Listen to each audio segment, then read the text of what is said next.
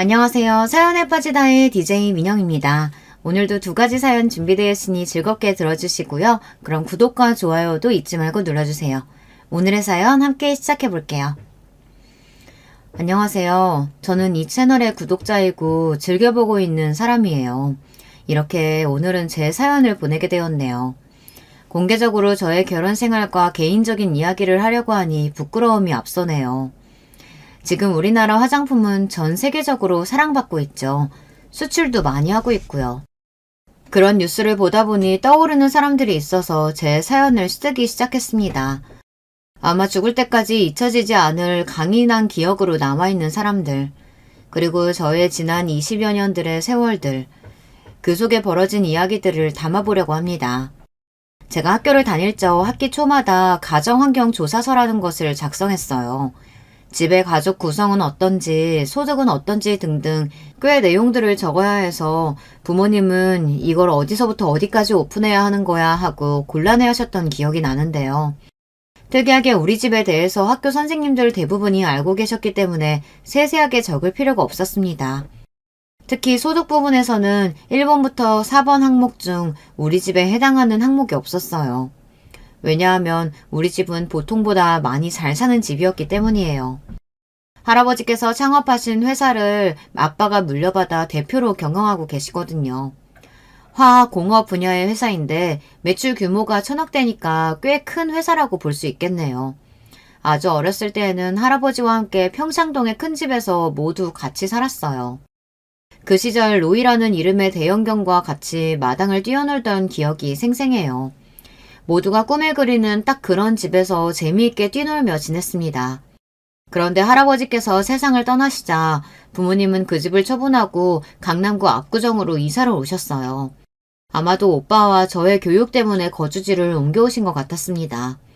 압구정동에서 마당이 딸린 단독주택으로 이사를 왔기 때문에 로이는 우리 집 마당에서 지낼 수 있었고 11살에 무지개 다리를 건널 때까지 함께 살았어요. 저는 3살 많은 오빠만 있었기 때문에 강아지 로이를 제 동생처럼 아끼고 지냈습니다. 우리 오빠는 성격도 차분하고 부모님 말씀도 잘 따르는 장남 스타일이었어요. 아빠가 이미 큰 회사를 경영하고 계셨기 때문에 오빠가 아빠의 뒤를 이어 회사 경영에 나서지 않을까 하고 막연하게 생각했어요. 우리 엄마도 가끔 오빠를 장난으로 우리 예비 사장님 하고 부르셨으니까요.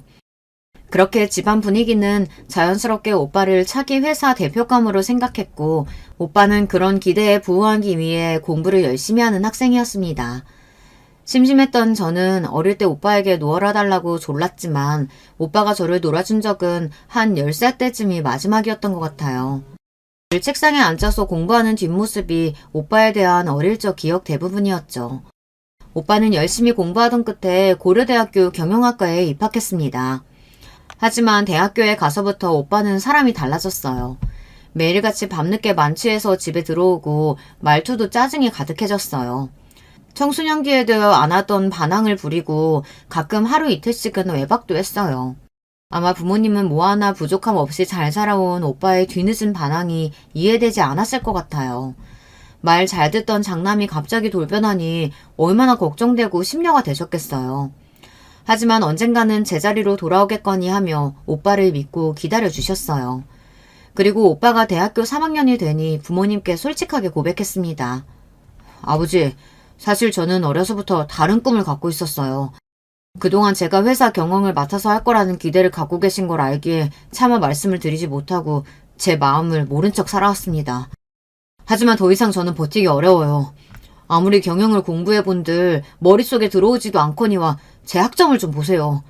이렇게 점수가 바닥을 기어다닐 만큼 저는 경영학과에 맞지 않습니다. 이런 제가 아빠의 회사를 어떻게 맡을 수 있겠어요? 저는 제 그릇을 잘 알고 있어요. 차라리 저보다 동생인 윤미가 더 적합할 수도 있겠습니다. 오빠의 말에 저는 깜짝 놀랐어요. 제가 회사 경영을 한다는 생각을 해보지도 않았어요. 듣고 계시던 아빠는 크게 한숨을 쉬고 물어보셨습니다. 그럼 윤성이 네가 그렇게 하고 싶다는 일이 뭐냐? 네, 저는 작곡가가 되고 싶습니다. 혼자서 작곡 연습도 열심히 해서 관련 공부도 해왔어요. 이제 유학을 가보려고 해요. 그저 취미로 하는 게 아니라 제대로 작곡가의 길을 가고 싶어요. 그 뒤로 오빠는 부모님과 상의한 끝에 작곡 공부를 하기 위해 영국 유학을 떠났습니다. 그렇게 갑자기 오빠의 진로가 바뀌었고 믿고 있던 경영 후계자가 없어졌으니 엄마의 걱정은 크셨습니다. 아빠는 내가 아직 젊고 건강하니 힘 닿는 데까지 회사를 운영하면 되겠지라고 하시며 담담하게 받아들이셨어요. 그런가 하면 저는 기자가 되고 싶어서 언론 홍보학과를 전공했습니다. 그리고 대학교를 다니다가 우연한 기회로 대기업에서 인턴 경험을 쌓게 되었어요. 이를 계기로 졸업 후 어떤 회사의 영업 마케팅 부서에 취직하게 되었습니다. 제 계획과 다른 일이었지만 회사 일은 생각보다 재미있었어요. 저는 열정을 갖고 일하는 신입사원으로 눈도장이 찍혀 회사에 촉망받는 인재상까지 받으며 회사에서 성공 가도를 달리고 있었죠. 제가 다니는 회사는 IT 분야의 성장세를 타고 있는 대기업이었고 아빠의 회사는 화학 분야 중견기업이었지만 기업의 생리란 매한가지니까요. 자주 아빠와 회사 일에 대한 이야기를 나누며 조언을 듣게 되고 직원 입장이 아니라 오너의 입장에서 바라보는 안목도 키울 수 있었습니다. 아마 그래서 회사에서 저를 좋게 더욱 평가해 주셨던 것 같아요. 보통 제 나이의 젊은 여자들은 한참 연애에 목을 맸지만 저는 왠지 연애에 별로 관심이 가지 않았어요. 주변에 있는 남자들 모두 제 눈에 차는 남자도 없었고요. 이런 저를 두고 엄마는 걱정이 크셨습니다. 멀쩡한 여자애가 벌써 20대 중반인데 연애도 못해서야. 차라리 우리가 아는 집안의 자제와 선을 보는 건 어떻겠니? 엄마, 제가 나이가 많은 것도 아니고 아직 선 보는 건 내키지 않아요. 언젠가는 저도 눈에 콩깍지 씌이는 날이 오겠죠. 그러던 어느 날 엄마와 저는 아빠 회사의 창립 기념일 행사에 참석해야 했습니다. 저는 아빠를 누구보다 존경하고 있지만 아빠 회사 일에 관심이 없었기 때문에 창립 기념일 행사가 부담스러웠어요. 그렇다고 아빠 말씀을 거역할 명분도 없었기에 살짝 참석했다가 눈치 봐서 나와야지 생각했어요. 엄마는 행사에 입고 갈 이브닝 드레스를 맞추기 위해 저를 청담동 샵에 데려가셨죠. 그렇게 맞춘 드레스를 입고 전문가가 집에 와서 헤어 스타일링과 화장까지 해준 것을 받고 나서야 아빠 회사에 갔습니다. 부모님은 창립 기념일 행사로 만면에 미소를 띄우시며 기분이 좋아 보이셨고 여기저기 인사를 하느라 바쁘셨습니다. 저도 쫓아다니면서 여러 사람들과 인사를 나눈 뒤 이제 집에 가야겠다고 생각하고 벌떡 일어났어요. 그런데 그때 어떤 남자분과 부딪혔습니다. 이런 괜찮으세요? 죄송합니다. 부딪힌 남자를 보니 키도 훤칠하고 인상이 좋은, 아니 정확히 말하면 날카롭게 잘생긴 미남이었습니다. 게다가 제 나이 또래로 젊어 보였어요. 네, 괜찮아요. 그쪽도 괜찮으신 거죠? 저랑 턱이 부딪히신 것 같은데요. 심하게 아프긴 한데 저와 같이 와인 한잔 할 기회 주시면 괜찮아질 것 같네요. 그리고 절 보며 싱긋 웃는 이 남자가 퍽 마음에 들어왔습니다. 그래서 우리는 함께 이런저런 이야기를 나누면서 즐거운 시간을 보냈어요. 자네 왔구만. 아니 어떻게 우리 딸과 아는 사이였어? 아닙니다. 방금 우연한 기회로 만나서 대화 중이었어요.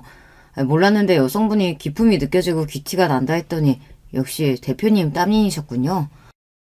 그 남자의 이름은 김은광으로 저보다 2살 많았지만 자신의 아버지가 세운 회사를 물려받아 대표로 있는 젊은 경영인이었습니다. 1년에 한 번씩 전국의 경영인들이 모이는 큰 포럼이 있는데 주로 중견기업과 중소기업의 대표들이 참석하는 자리입니다. 그곳에서 아빠는 기조연설을 한 적이 있었고 은관 씨는 아빠의 팬이라 찾아와서 책에 사인을 받고 아빠와 가끔 만나고 싶다고 적극적으로 나선 겁니다. 젊고 패기 있는 은광 씨를 아빠는 흡족하게 보았어요. 그리고 이번 창립 기념일 행사에 초대까지 하신 겁니다. 은광 씨가 경영하고 있는 코스비라는 회사는 약 200억 원의 자산 규모를 갖는 매출액은 50억 정도인 중소기업입니다. 건강기능식품과 화장품부터 시계에 이르기까지 다양한 제품을 유통하는 회사였습니다. 시계는 원래 없었는데 은광 씨 본인이 맡으면서 추가한 사업 부분으로 명품 시계를 워낙 좋아해서 사업성이 없어도 시작한 것 같았습니다. 나중에 알게 된 사실이지만 창립 기념행사에서 은광 씨는 사실 제가 우리 아빠의 딸이라는 사실을 알고 만난 거였어요. 자기가 존경하는 기업인의 딸이어서 저에게 호기심이 생겼다나요. 이렇게 솔직하게 털어놓으면서 우리는 호감을 가지고 자주 만나면서 남녀로서 급속도로 가까워졌습니다. 우리의 사랑이 금세 뜨거워져서일까요? 은광 씨는 만난 지 한 달 만에 제게 청혼을 하는 것입니다. 난 이제 결혼해서 안정된 가정을 이루고 싶은 사람이야. 윤미 씨 말고 다른 여자를 내 아내로 생각해 본 적 없어. 그래서 좀 서둘러서 윤미 씨와 결혼하고 싶어. 나를 받아들여 줄 수 있겠어? 저도 은광 씨를 너무 사랑했기 때문에 결혼을 미룰 수가 없었습니다. 그리고 부모님께 은광 씨와 교제하고 있고 결혼을 하고 싶다고 말씀을 드렸어요. 갑자기 결혼이라니 예상치 못한 부모님은 많은 것을 우려하셨어요. 일단 사람을 좀 더 진득하게 잘 알아보고 만나야 한다. 감정적으로 조급하게 결혼하면 탈이 날 수도 있다 등등. 하지만 여러분도 겪어봐서 아시잖아요. 이미 사랑에 빠져버리면 이성이 마비되어 버리고 부모님의 말씀이 맞지만 그 당시 제 귀에는 들어오지 않았습니다. 그래서 어쩔 수 없이 우리 부모님도 제 결혼을 승낙하고 마셨어요. 은광 씨 아버님은 몇 해 전에 작고하셨고 지금은 어머님 혼자 계시다고 합니다. 그리고 은광 씨의 어머님이 저를 만나기 전부터 제 배경을 들으시고 이미 결혼을 승낙하셨다고 해요. 이미 허락도 하셨다고 하니 좀 가벼워진 기분으로 은광 씨 어머님을 뵈러 은광 씨네 집에 가게 되었어요. 저를 반갑게 맞이하신 은광 씨 어머님은 응접실에 앉아서 저를 옆에 앉혀두고 우리 집안과 회사에 대해 이것저것 물어오셨습니다. 아가씨네 아버지 회사는 내 익히 들어 알고 있어요. 돌아가신 우리 회장님도 참 좋은 기업이라고 칭찬하는 것도 들었었고 말이야. 그 집 여식이라니 정말 반갑네요. 네, 이렇게 알아봐 주시고 환대해 주셔서 정말 감사합니다. 그래, 우리 은광이랑 결혼하고 나면 본가에서 같이 사는 건 어떤가? 이렇게 말씀드리면 되바라졌다고 느끼실지 모르겠으나 저는 다른 부유한 집안 여성들처럼 교육받고 자라지 않았습니다. 전 제가 하고 싶은 일을 하면서 지냈기 때문에 신부 수업이나 집에서 남편만 뒷바라지하는 그런 삶을 꿈꾸지 않았어요. 결혼하고 나서도 전 제가 살아왔던 그대로 살고 싶기 때문에 직장 근처 아파트를 얻어서 지냈으면 합니다. 은관 씨 어머님은 똑부러지게 말하는 저를 보고 조금 당황하셨고 이내 당황하지 않은 척 헛기침을 하시며 목소리를 가다듬었어요. 나도 요즘 시대 사람이에요. 요즘 누가 CM이랑 같이 살겠나. 그럼 우리 아들하고 상의해서 좋은 집 구해보도록 해요. 다행히도 어머님은 제 뜻을 이해해 주셨고 남편과 둘이서 신혼집을 구하게 되었어요. 저는 그냥 강남 쪽에 아파트면 된다고 생각했지만 남편은 생각이 달랐습니다. 내가 명색의 회사 대표야. 격떨어지게 아파트라니. 원래 대표들은 전통적인 부촌 동네, 한남동, 성북동, 평창동 이런 단독주택에 살아야 한다고. 나도 알긴 하지만 그 정도의 집을 은광 씨는 마련할 자신이 있어요? 아니, 나 혼자서는 지금은 어렵고 윤미 씨 집에서 좀 보태주실 수도 있지 않을까? 저는 그저 일반적인 직장인이고 우리 부부 둘이서만 살 건데 그런 큰 단독주택이 적당하지 않다고 생각했어요. 좋은 집에서 살면 물론 좋겠지만 그런 곳은 100억도 넘는 고가인데 아무리 남편이 회사 대표라고 해도 그런 집을 쉽게 사기는 어려울 것입니다.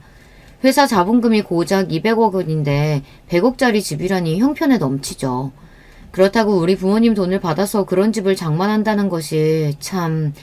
남편을 설득해서 정원이 딸린 고급 빌라 쪽으로 마음을 돌렸습니다. 서로가 한 발씩 양보해서 협의를 한 거죠. 하지만 남편은 자신이 그리던 집이 미련이 남았는지 그 뒤로도 두고두고 이사를 가고 싶어 했습니다. 그런 남편에게 저는 이야기했어요. 당신 회사가 매출 1000억 찍으면 그때 우리 이사 가요. 라고요. 집에 있어서 남편이 양보를 했기 때문에 명품 시계라며 사족을 못 쓰는 남편을 기쁘게 해주기 위해 1억 2천만 원짜리 삐아제의 하이엔드 컬렉션을 예물로 했어요. 남편은 저에게 어떤 시계나 보석을 원하냐고 했지만 사실 저는 그런 명품에 별 관심이 없거든요. 그럼 저에게 예물 줄 돈으로 아프리카 난민 후원금 보내주세요. 기부자는 내 이름으로 해서. 이렇게 말하는 저를 정말 의아하다는 듯이 남편은 쳐다봤습니다. 기부한 명세를 나중에 저에게 전해주는데 그 명세표를 보고 조금 실망스러웠어요. 겨우 500만 원만 기부했던 것이에요. 제 생각보다 남편의 배포는 작았던 모양입니다. 결혼식은 성대하게 잘 끝났고 우리는 정식 부부가 되었습니다. 그리고 전 이듬해 임신을 해서 예쁜 딸을 낳게 되었어요. 첫째 아이를 낳을 때까지 회사를 다녔지만 출산 후에 복귀하는 것이 당시에는 쉽지 않았어요. 그리고 저도 당분간 아이에게 집중하고 싶어 회사를 그만두고 육아에 전념했습니다. 첫 아이에 이어서 3살 터울의 둘째 아들까지 낳아 저는 두 아이의 엄마가 되었습니다. 그래서 거의 10년이 넘도록 봉사활동이나 아이들 학교 학부모 위원 등을 하며 정말 아이들을 위해 살았다고 해도 과언이 아니에요. 남편은 회사 일만 신경 쓰고 집안에 관련된 일이나 육아에 관심을 기울이지 않았습니다. 그래서 제가 더 열심히 아이들만 바라보고 살았던 것 같아요. 하지만 제 안에는 일에 대한 열정이 꿈틀대기 시작했습니다. 큰아이가 초등학교 고학년이 되고 슬슬 아이들에게 드는 품이 적어지면서 다시 일을 하고 싶어졌어요. 그렇게 구직을 알아보다가 옛 회사 동료분이 재택 알바 자리를 구해주셨어요. 제가 해왔던 마케팅과 기획 보고서를 작성하고 검토하는 일로 전문성을 요구하고 일의 강도가 세긴 했지만 잘만 하면 하루에 너댓 시간만 할 수 있으니 마음에 들었어요. 그렇다면 초등학생인 우리 아이들을 육아하면서도 일을 병행할 수 있을 것 같았죠. 한 달에 120만 원 정도 월급을 받는 조건이라 사실 돈 때문에 일을 하게 된 것은 아니에요. 그 정도의 돈이 없어도 사는데 지장이 없었으니까요. 하지만 전 꼭 그 일을 하고 싶어서 시작하게 되었습니다. 막상 다시 일을 시작하니 재밌기도 하고 사회생활을 다시 한다는 기분이 느껴져 행복했습니다. 그러다가 제가 일하는 회사가 급성장해서 대표님이 저에게 정직원을 제안하셨어요. 제가 일을 맡은 지 10개월 만에 말이에요. 제 능력을 인정받았다는 생각에 울컥하는 기쁨과 대표님께 고마운 마음이었습니다. 하지만 아직 초등학교 2학년인 아들이 눈에 밟혀 출퇴근하는 일이 고민되었습니다. 게다가 남편은 제가 일을 하는 것을 반대했어요.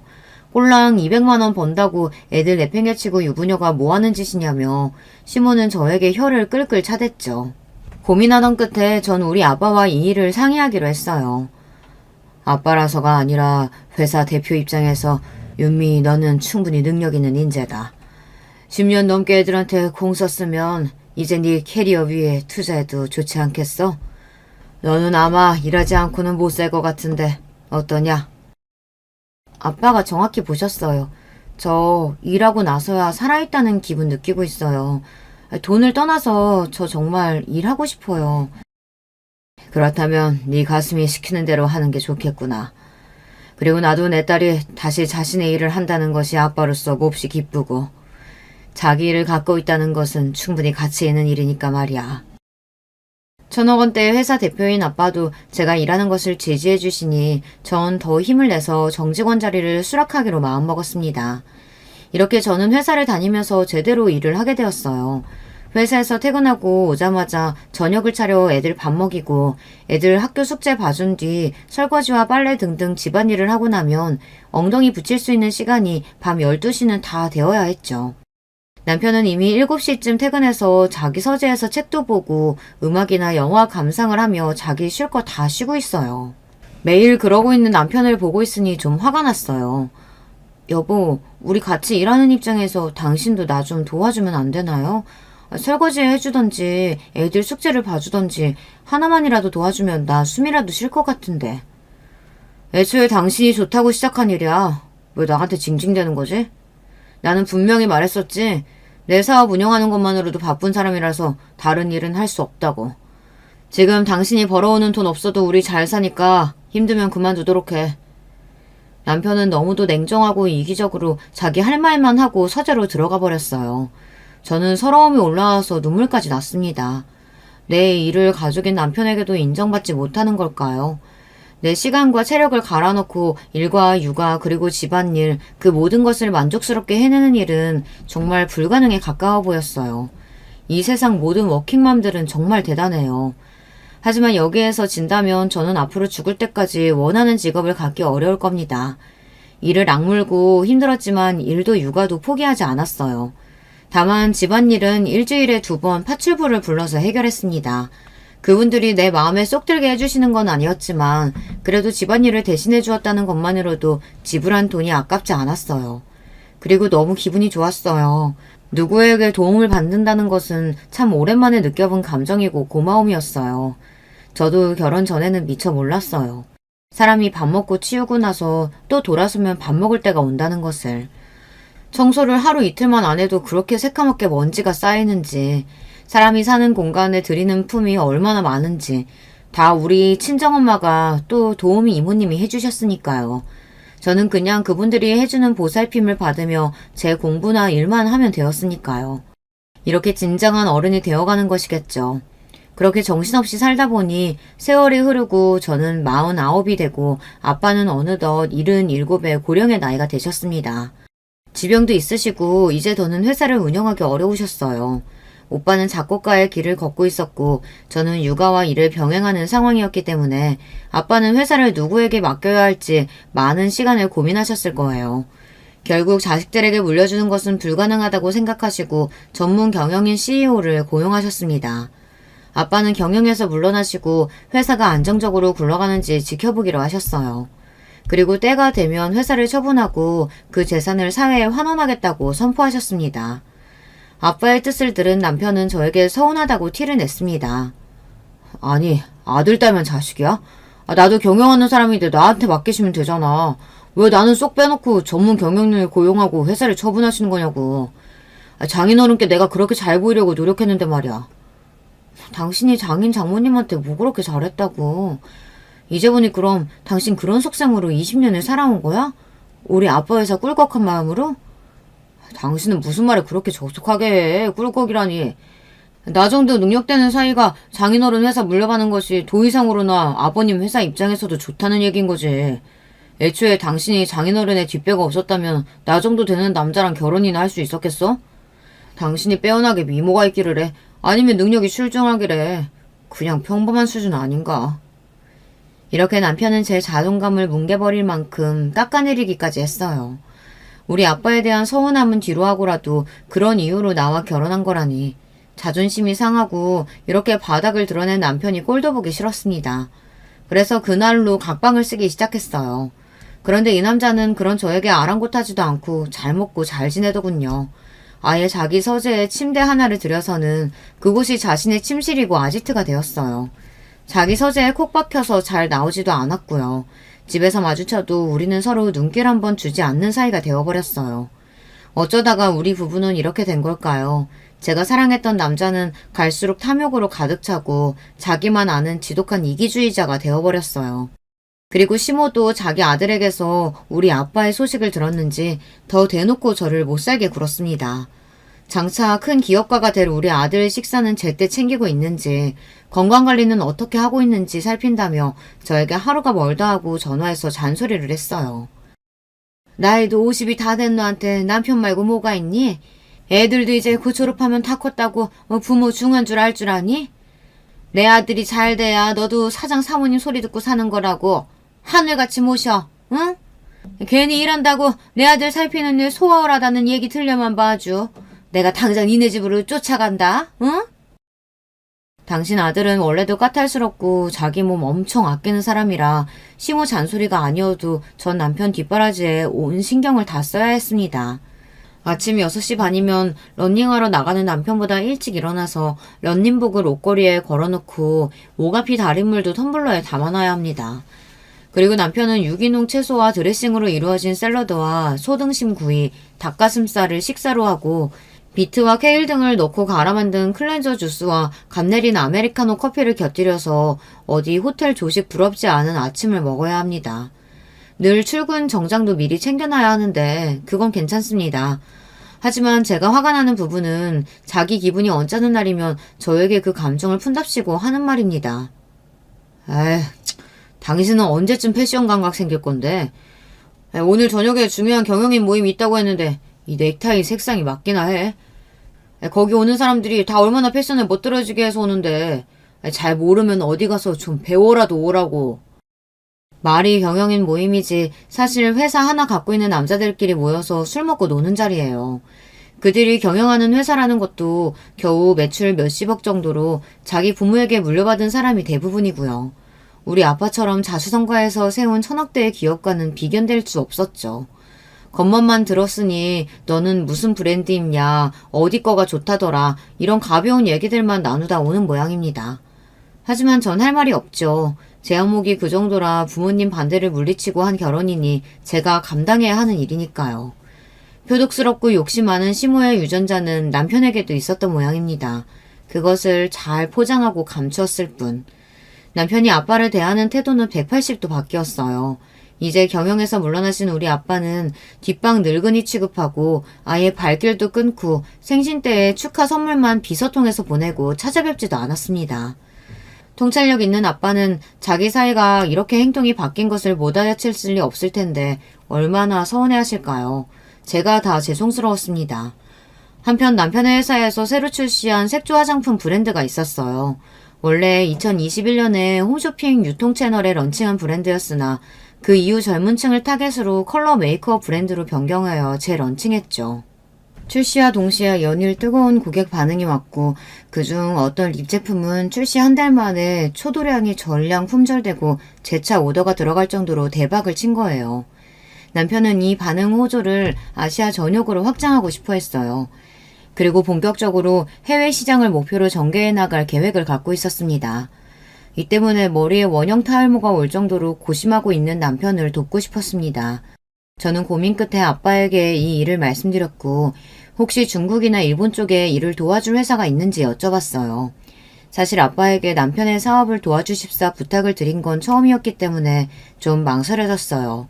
하지만 이 기회는 제가 볼 때도 놓치기 아까운 기회였으니까요. 아빠는 여러 곳에 의사를 타진하고 애를 쓰신 결과 일본의 한 회사가 남편의 회사에 관심을 보인다는 긍정적인 소식을 전해오셨습니다. 그리고 아빠가 힘을 썼다는 사실을 비밀로 하고 그 일본 회사는 무려 100억 규모의 일본 총판 계약을 체결하겠다는 의사를 남편 회사에 보냈습니다. 그리고 3개월 뒤부터 일본 전역의 남편 회사에 온라인 오프라인 매장을 런칭하기로 했습니다. 이미 한류가 일본을 비롯한 전 세계에서 점점 더 영향력이 강해지고 있으며 우리나라 뷰티 산업에 대한 해외에서의 인기가 높아진 것도 그 배경이 될 수 있을 것입니다. 이 일로 남편은 잔뜩 고무되었어요. 이제 나는 글로벌로 뻗어나가는 세계적인 화장품 유통회사의 대표야. 이런 자신감으로 들떠 있었고 덩달아 시모도 많이 기뻤을 겁니다. 제가 회사 일로 홍콩에 출장을 와 있는 동안 남편 그리고 시모와 통화하면서 그런 느낌을 받았거든요. 남편도 시모도 이 큰 계약건에 대해 저에게 이야기하지 않았지만 기분이 아주 업되어 있다는 건 저까지 기분이 좋아졌습니다. 제가 아빠에게 부탁드려서 성사된 계약이라는 사실을 굳이 거기에 얘기하고 싶지 않았어요. 이렇게 가족들이 아주 기뻐하고 있었으니 이것만으로도 저는 내심 좋았습니다. 그렇지만 그들을 가족으로 여기고 잘해주었던 것은 그저 저 혼자만의 마음이었어요. 바로 그때 남편과 시모는 저와 다른 마음을 먹고 있었던 거예요. 제가 한국으로 귀국해서 집에 돌아오던 그날에서야 그것을 알게 된 거죠. 어쩐 일인지 미리 연락도 없이 공항에 남편이 저를 마중 나와 있었어요. 여보, 나 마중 나와준 거야? 너무 기분 좋다. 당신이랑 갈 데 있어서 데리러 왔어. 일단 차에 타자. 그리고 남편은 운전기사에게 시댁에 있는 한남동에 가자고 했어요. 갑자기 시댁에는 왜? 어머니께 무슨 일 있으신 거예요? 엄마가 당신하고 나한테 할 말이 있으시대. 그런가 보다 하고 있는데 왠지 남편은 조금 긴장하고 딱딱한 태도로 앉아 있었어요. 그때부터 조금씩 이상한 예감이 들었습니다. 분명 큰 계약을 성사하고 잔뜩 기분이 들떠 있어야 맞는데 왜 나에게 그 이야기를 한 번도 꺼내지 않는 걸까? 그리고 무슨 큰일을 앞두고 있는 사람처럼 긴장하며 시댁에 가고 있는 걸까? 이윽고 시댁에 도착해서 집에 들어가니 시모는 소파에 앉아서 저희를 기다리고 있었습니다. 어머님, 저 홍콩에 출장 다녀왔어요. 잘 지내셨죠? 그래, 할 얘기 있으니 여기 앉아봐라. 무슨 얘기길래 어머님도 잔뜩 긴장해 있는 건지 궁금해하며 자리에 앉았는데 어머님은 입을 떼기 시작했죠. 그리고 10분도 되지 않아서 저는 눈물바람으로 시댁에서 나오게 되었습니다. 엄청난 분노와 상실감을 안고서 말이죠. 내가 그동안 하진애미에 대해 참 불만이 많았어. 우리 아들과 격이 맞지 않는다는 점도 그렇고 저번에 너희 아버지 경영 정리하실 때도 말이다. 사위랑 우리 집을 무시해도 유분수지. 왜 우리 아들한테 회사 물려주지 않고 멋대로 회사를 처분하려고 하시는 거지 말이야. 어머님, 그건 말씀이 지나치시네요. 그 회사는 우리 아버지 거고 어머님이나 남편이 참견할 일도 아니라고 생각합니다. 이것 좀 봐라. 아주 기고만장한 년 같으니라고. 뭐라고 하셨어요? 지금 년이요? 시몬은 이제 자기의 속내를 저에게 투명하게 드러내기 시작했습니다. 고상한 척 어쩌고 하더니 저에게 욕부터 하기 시작했어요. 그동안은 천억대 회사 대표로 있는 아버지 딸이고 해서 내가 아주 많이 참고 살았다만 뭐 이제 너희 아버지가 유산도 자식들에게 안 물려주고 사회에 환원한다지? 무슨 재벌 대기업이로 되는 듯 쇼는 노블리스 오블리제? 뭐 그럼 넌 이제 끈떨어진 갓신세야. 우리 은광이랑 나는 마음 정했다. 너는 그 길로 짐 싸서 집에서 나가주면 좋겠구나. 금방 이혼 협의 서류 보낼 테니까 거기에 사인이나 똑바로 해서 보내거라. 청천벽력 같은 소리를 들은 저는 이해가 가질 않아 놀란 눈으로 남편과 시모를 번갈아 보았습니다. 지금까지 잠자코 있던 남편은 저에게 아주 냉담한 얼굴을 하고 말했어요. 엄마 말씀 그대로야. 우리 회사도 잘 나가는 마당에 내가 왜 당신 같은 여자랑 계속 살아야 하지? 내가 지금까지 살면서 당신한테 무슨 잘못했어요? 바람을 피웠나요? 재산을 못 모았나요? 나는 애들도 둘이나 낳고 지금껏 저렇게 잘 키웠어요. 게다가 결혼할 때 내가 당신보다 더 많은 돈을 들고 왔고요. 그런데 왜 내가 뭘 잘못했다고... 전 믿을 수가 없었죠. 얘가 이렇게 멍청하다니까. 말귀를 못 알아먹어. 내가 아주 자세히 설명해주지. 우리 회사가 일본에서까지 진출해서 100억이다 되는 계약을 따냈어. 어디 그뿐이겠니? 앞으로 미국이든 유럽이든 아주 쭉쭉 나가서 대기업이 되겠지. 그렇게 앞길 창창한 내 아들이 계속 너 같은 별 볼 일 없는 여자를 옆에 두면 성공하겠니? 더 빵빵한 집안 여자 들이던지 해야겠지. 전 이제야 조금씩 이해가 갔습니다. 그러니까 100억 계약으로 이들은 금방이라도 대기업이 될 것 같은 희망으로 저를 내치고 더 좋은 조건의 여자를 새로 맡겠다는 속셈이었죠. 너무 억울하고 원통했습니다. 사람들이 이렇게 은혜도 모르고 바로 얼굴을 바꿔서 배신할 수 있는 걸까요? 할 말이 참 많았지만 저는 금방이라도 그들 앞에서 눈물을 보일 것만 같아 그대로 나와버렸습니다. 나가는 저를 보고 하하호하 웃고 있는 남편과 시모를 뒤로 한 채 말이죠. 시댁을 나와서부터 저는 미친 여자처럼 한참을 걸어다녔어요. 가슴이 터질 것 같았고 머리는 지끈거려서 어디에 가만히 있기가 힘들었어요. 그렇게 정처 없이 한강 쪽으로 걷다 보니 저의 지난 세월이 보였습니다. 눈에 콩깍지가 씌어서 남자 하나 바라보고 결혼했다가 제 젊은 시간들은 이제 다 지나가 버렸네요. 허망한 마음뿐이었습니다. 너무 괴롭고 억울해서 한강물에 뛰어들까 하는 바보 같은 생각도 잠깐 했죠. 그렇지만 내가 왜? 저 나쁜 남편과 시모가 아니라 왜 죄 없는 내가 죽어야 하지? 그리고 우리 애들은 어쩌고. 저렇게 썩어빠진 인성을 가진 아비와 할머니 밑에서 우리 애들이 무엇을 배우고 또 새어머니 밑에서 얼마나 구박을 받겠어요. 저는 아이들을 생각해서라도 힘을 내어 싸워보기로 마음을 먹었습니다. 저와 함께 남편과 시모를 응징해줄 수 있는 사람은 단 한 사람, 바로 우리 아빠였습니다. 저는 택시를 잡아타고 친정집으로 갔습니다. 갑자기 연락도 없이 온 저를 보고 엄마는 반가워했어요. 하지만 이내 제 모습과 표정을 보고 어떤 사단이 났다는 직감이 드셨는지 걱정하기 시작하셨죠. 엄마, 아빠 어디 계세요? 나 두 분께 드릴 말씀 있어요. 아빠는 원해실에 계실 것 같아. 엄마랑 같이 가자꾸나. 원해실에서 화초를 가꾸고 계신 아빠는 저를 보고 반갑게 인사하셨어요. 하지만 전 잔뜩 굳은 얼굴로 아빠에게 긴히 드릴 말씀이 있다고 했고 우리는 거실로 옮겨와서 전 이야기를 시작했습니다. 그동안 시댁에서 겪은 이야기들, 남편이 아빠의 회사를 노렸다는 것, 그리고 얼마 전 따낸 계약 이후 시모와 작당하고 저를 내쫓겠다고 한 것까지 모두를요. 아빠의 얼굴 표정은 갈수록 굳어지고 엄마는 어머머 말도 안 돼 하며 믿기지 않는다는 듯이 놀라하셨어요. 그래서요. 전 그 집과 인연을 끊기로 결정했어요. 아빠와 엄마 생각은 어떠세요? 당연하지. 네가 어느 집안 딸인데 그런 사람들과 살게 두겠니? 아빠도 네가 이혼했으면 싶구나. 이제와 말하는 거지만 네가 처음 김서방 데려왔을 때 그 집 회사 규모가 작고 별 볼 일 없어서 반대했던 것만이 아니란다. 회사밥 먹다 보면 사람 보는 안목이라는 것이 생겨. 김서방은 젊었을 때부터 야망은 큰데 그릇은 작고 사람은 옹졸해 보이더구나. 하지만 이 정도로 형편없는 위인일 줄은. 내가 회사 정리하는 부분에서 서운함이 있을 것 같아 네 부탁받고 크게 도와주었건만 우리 덕인 줄도 모르고 자기 본색을 드러내었구나. 참 얄팍한 집안이다. 두 번 생각할 것 없다. 너는 당장 우리 회사 법무팀장 변호사 연결해 줄 테니까 김서방하고 이혼 준비해라. 이 아비는 다른 방식의 응징을 고민해보마. 아빠는 이 말씀을 하시면서 분이 풀리지 않으신지 소나기로 무릎을 꾹 잡고 계셨죠. 어찌나 셌던지 부들부들 떨리는 것이 눈에 보일 정도였어요. 저 두 분께 정말 잘못했습니다. 제가 불효녀예요. 애초에 반대하시는 결혼하는 게 아니었는데 이런 결말밖에 보여드리지 못해서 정말 죄송해요. 저는 참회하며 두 분 앞에서 눈물을 흘렸습니다.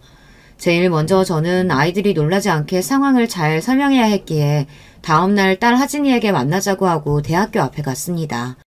우리 딸은 긴 생머리를 휘날리며 학교 앞 카페 안으로 들어왔어요. 엄마, 어쩐 일로 갑자기 데이트 신청을 다 하셨어요?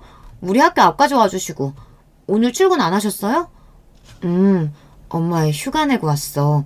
중요한 일을 처리해야 하는데 그 전에 우리 딸한테 보고하기 위해서 왔지. 무슨 일이실까? 하진이는 엄마 믿지? 엄마의 든든한 아군 맞지? 갑자기 무섭게 왜 그래요?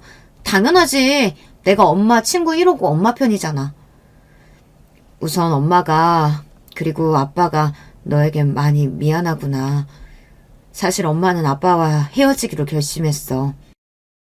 그리고 하진이는 놀랐지만 이내 크게 당황하지 않기로 마음을 먹었는지 비교적 차분하게 제 이야기를 들어주었어요.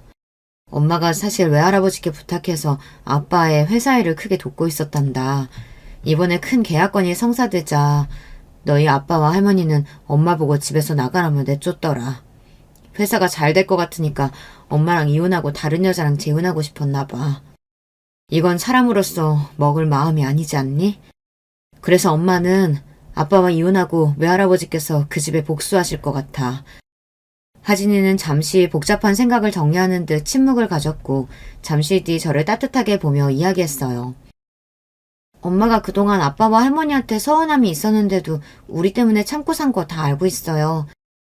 우리 아빠기는 하지만 가끔 너무 이기적일 때가 있는걸. 엄마 같은 일 당했다면 나라도 같이 못 살아요. 아니, 당장이라도 복수하고 싶을 거야. 난 엄마 결정 무조건 존중하고 그대로 따를 거예요. 그러니까 나랑 선진이 걱정하지 마시고 꼭 결심대로 하세요. 이렇게 우리 딸은 어른스럽게도 저를 믿어주고 지지해 주었습니다. 자식 입장에서 부모의 이혼이 얼마나 충격적이고 받아들이기 힘든 일일지요. 그럼에도 불구하고 우리 딸은 절 이해해 주었어요. 제가 남편과 결혼을 잘했다고 느낀 단 한 가지는 바로 우리 아이들 뿐이네요. 저는 집에 들어가서 저와 성진이의 짐을 간단히 싼 뒤 아버지 운전기사편에 보내놓았습니다. 그리고 주말에 아들 성진이가 외고 기숙사에서 나와 집에 오자마자 아이를 데리고 나왔습니다. 함께 나오면서 아들은 좀 당황한 듯 했지만 이미 알고 있는 눈치였어요. 아마도 누나를 통해 모든 이야기를 들었을 테죠. 엄마, 저는 외가댁으로 가는 건가요? 너만 괜찮다면 그게 좋을 것 같아. 시간이 조금 걸리겠지만 너희 학교 근처에 오피스텔이나 아파트 얻어줄 수도 있다. 아니에요. 주말에만 지낼 집인데 그렇게까지 할 필요 없을 것 같고 전 외가댁에서 지내는 것이 좋아요. 그리고 성진아, 엄마가 할 이야기가 있는데. 성진이는 빙그레 웃으며 제 말을 막았습니다. 엄마가 무슨 말씀 하실지 저 다 알고 있어요. 누나하고 이미 같은 이야기 끝냈고요. 만약 부모님 중에 선택해야 하는 상황이라면 저도 엄마와 함께 하고 싶어요. 그러니까 엄마 꼭 이기세요. 그렇게 우리 아들 성진이도 저를 지지해주기로 했습니다. 못난 아비 어미를 이해해주는 우리 아이들에게 너무 고마울 뿐이었어요. 내 아이들만 저와 함께 있어준다면 저는 이혼도 복수도 두려울 것이 없었습니다. 저는 이제 공격적으로 남편에게 이혼 청구 소송을 진행하기로 했습니다. 첫째, 두 아이의 친권과 양육권은 제가 가져올 것. 둘째, 집과 부동산, 남편의 회사 지분을 포함한 모든 재산은 반으로 분할해서 나눌 것. 이렇게 두 가지의 조건을 내세우니 남편 쪽도 이에 응하지 않고 소송을 진행하게 되었습니다. 길고 긴 진흙탕 싸움이 되겠지만 저는 그들이 어떻게 나오든 다 받아들이고 대갚아줄 자세가 되어 있으니 두렵지 않았어요. 한편 우리 아빠는 남편 회사와 계약을 맺었던 일본 화장품 회사 대표를 만나러 직접 일본에 다녀오셨습니다. 그리고 은퇴하신 뒤 오랜만에 정재계 인사들을 만나고 다니시는 것 같아 보였어요. 저는 우리 아빠가 하시는 일은 믿을 수 있기 때문에 구체적으로 어떤 계획을 하고 계신지 구태여 여쭤보지 않았어요. 남편과 별거에서 지낸 2달이 지난 어느 날 누군가 우리 집 현관에서 다급히 벨을 눌렀습니다. 급히 찾아온 사람은 바로 남편이었습니다. 땀까지 흘려가며 다급히 저와 장인어른을 뵙겠다며 찾아온 것이었어요. 당신이 여기 무슨 일이에요? 여보, 제발 나 용서해줘. 나는 그동안 정말 몰랐어. 당신하고 장인어른이 뒤에서 우리 회사 위에 여러 가지 힘써줬던 거 말이야. 제발 이번 일도 도와주면 안 될까? 어? 전 영문을 모르겠어서 아무 말도 못하고 가만히 서 있었고 그때 헛기침을 하며 우리 아빠가 나오셨어요. 자네가 내 집에 당당히 찾아올 처지는 아닌 것 같네만 마지막이라는 마음으로 설명해주겠네. 아마 일본 회사에서 계약 파기하겠다고 나왔을 게야. 그렇지? 그리고 그 계약 맺어준 것도 깨지게 한 것도 모두 내가 한 일이라는 걸 알고 뒤늦게 알고 찾아온 걸 테고. 맞나? 네, 맞습니다, 장인어른. 제가 정말 잘못했습니다. 한 번만 용서해 주시고 그 계약 파기 막아주십시오. 그 계약 위해서 회사 자산 모든 것을 담보로 대출받고 많은 인력과 자금 투입해서 준비했습니다. 그런데 일본에 진출 며칠 앞두고 이렇게 갑자기 상황이 바뀌면 우리 회사 정말 큰일 납니다. 대출받은 은행에서는 앞다퉈서 자금 회수하려고 할 거고 투자자들은 등 돌리겠죠. 그러면 진짜 부도까지 날 수 있는 어려운 상황이에요. 알고 있네. 네? 난 자네가 경영한 세월의 몇 배의 시간 동안 그 회사 10배나 되는 규모의 회사를 경영해왔어. 내가 이런 상황도 내다보지 못하고 지금까지 일을 벌였을 것 같나? 계약 파기도 자네가 내 딸 내쫓은 그날 바로 할 수 있었지만 왜 지금 했겠나? 바로 이렇게 자네 회사가 망해가는 꼴을 보기 위해서 기다린 거라네. 기업 경영자는 말일세. 따뜻한 심장을 갖고 냉철한 머리로 해야 하는 걸세. 근데 자네는 그게 뒤바뀌었어. 눈앞에 작은 이익을 쫓느라 정말 귀중한 것들을 놓치고 아니 내버리고 살아왔지. 어디 우리 딸뿐이겠나? 그동안 자네와 거래해온 업체들 그리고 함께 일했던 직원들 모두 단물만 빨아먹고 버렸겠지. 지금 자네 회사의 평판은 바닥이고 아마 이렇게 어려울 때는 더더욱 그들이 적이 돼서 나타나게 되겠군. 회사가 문을 닫더라도 억울해 마시게 다 자네가 해온 업보일 걸세. 역시 우리 아빠는 대단한 분이셨어요. 모든 것은 아빠의 커다란 계획 아래 있었고 그리고 아빠의 계획대로 남편은 파멸 바로 직전에 있게 되었습니다. 아버님 아주 독하고 못된 분이시네요. 그래도 한때 가족이었고 내가 해드린 정성이 있는데 내 회사를 이렇게까지 망가뜨린다고요? 그래, 말 잘했네. 가족은 달라야 하지. 그래서 자네도 조강지처 어떻게 했는가? 자네는 자기 아이들에게 그리고 장인 장모에게 진심으로 대했냔 말이야. 남편은 처음으로 호통치는 아빠의 모습에 겁을 먹어서인지 아니면 진짜 할 말이 없는지 아무 대답도 못했습니다. 내가 우리 회사 내 혈육에게 물려주지 못하는 상황에서 자네를 왜 안 떠올렸겠는가? 하지만 난 이미 자네가 어떤 인간인지 알고 있었네. 아마 내 회사를 자네 손에 쥐어줬다면 우리 딸은 물론이고 나와 회사까지 가만 안 뒀겠지. 그리고 힘들게 일궈온 내 소중한 회사 얼마 못 가 문 닫게 만들었을 게야.